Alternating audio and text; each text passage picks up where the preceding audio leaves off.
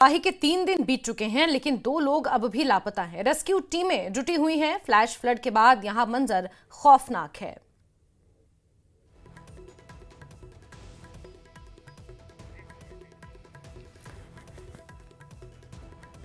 तो अभी भी रेस्क्यू के लिए टीमें जुटी हुई हैं। एनडीआरएफ की टीमों को तैनात किया गया है। 2 लोग अभी भी लापता बताए जा रहे हैं और फ्लैश फ्लड के बाद मंजर खौफनाक है। लोगों से अपील की जा रही है कि नदी नालों से दूर रहें और टूरिस्टों से खास तौर पर अपील की जा रही है कि जो दिशा निर्देश प्रशासन के द्वारा जारी किए गए हैं उनका खास तौर पर पालन करें।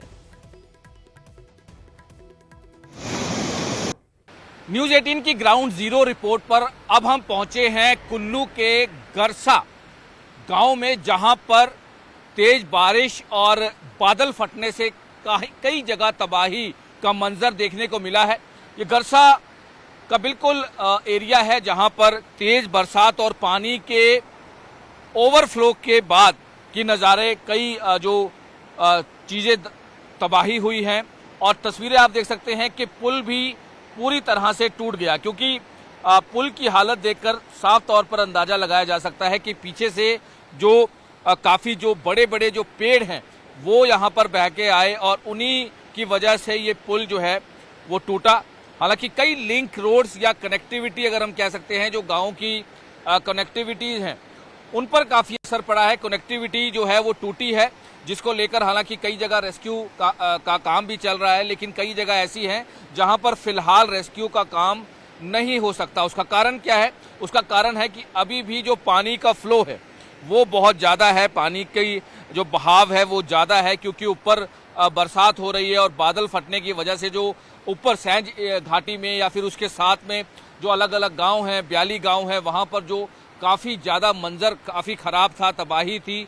फिलहाल अभी पानी का फ्लो ज़्यादा है। तेज़ बरसात को लेकर मौसम विभाग ने भी अलर्ट जारी किया गया है। आने वाले 3 से 4 दिन अलर्ट जारी है।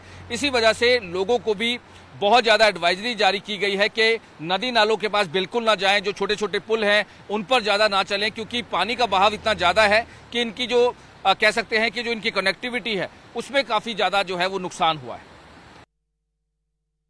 लगातार ग्राउंड जीरो पर न्यूज़ 18 जगह जगह पहुंचकर किस तरह से पूरी कवरिंग कर रहा है, वो आज हम पहुंचे गरसा के थोड़ा सा आगे अगर हम जाएं तो कोशिश करते हैं आपको दिखाने की। ये जो नदी नाले आ रहे हैं इसके बिल्कुल पहाड़ के बैक साइड पर ही जो बादल फटने की जानकारी थी, जिसकी वजह से दोनों जो पानी का बहाव था वो बहुत ज़्यादा था और दोनों जगह डाइवर्ट हुआ। ये हालांकि अभी पानी कम है, लेकिन कल तक इस पानी का बहाव बहुत ज़्यादा था, जिसकी वजह से नुकसान आप खुद देख सकते हैं कि एक ये जो पुल बनाया गया था काफ़ी बताया जा रहा है कि सॉलिड पुल था, काफ़ी मोटी मोटी इसमें जो इसको बांध के रखा हुआ था, पूरे लोहे की जो कह सकते हैं कि बड़े बड़े मोटे मोटे उससे बांधा हुआ था, उसको वो भी टूट चुका है। यानी कि पानी का बहाव अंदाज़ा लगाया जा सकता है कि पानी का बहाव इतना ज़्यादा था कि ये सब कुछ। अब ये देखिए साइड में जो सड़क के बिल्कुल साथ में धीरे धीरे जितने भी जो सड़क के साथ में ये रोड बना है ये भी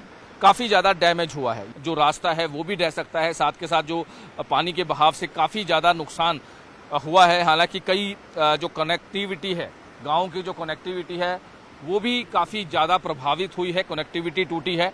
और इसके साथ साथ जो पीछे से जो पेड़ हैं वो भी काफ़ी ज़्यादा बहकर आगे से आगे आए हैं। और जो वीडियोज़ में पहले भी हमने दिखाया कि किस तरह से जब पहाड़ के पीछे से जब बादल फटा उसके बाद उसका जो पानी का बहाव था उसमें जितने भी जो पेड़ थे, मलबा था और जो लोगों के घर बहे, वो सारा कुछ बहाकर आगे से आगे ले गया।